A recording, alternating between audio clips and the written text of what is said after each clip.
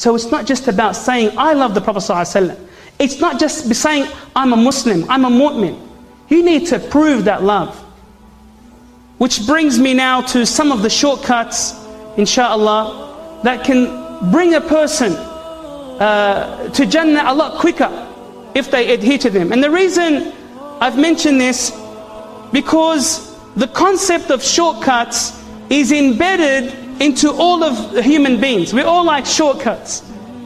And we all look at ways of becoming rich quick, or making a quick dollar, or making it to the top real quickly. We're always looking for loopholes or ways.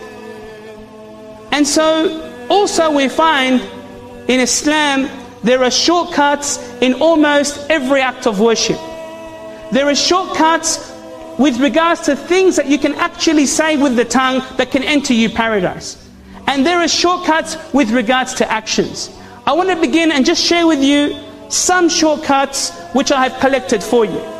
Some of the sayings, for example, you can say Subhanallah wa bihamdi.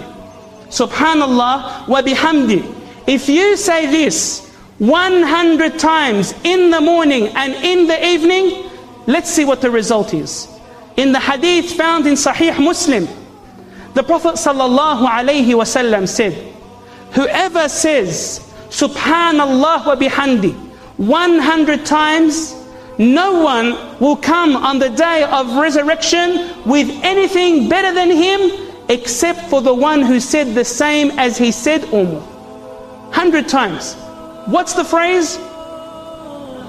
Subhanallah wa bihamdi. 100 times. Also you can say La hawla wa la quwwata illa billah, which means there is no strength and there is no might except with Allah. In the hadith found in Bukhari and Muslim, the Prophet sallallahu alaihi wasallam said, Qul, say La hawla wa la quwwata illa billah, for it is one of the treasures of paradise.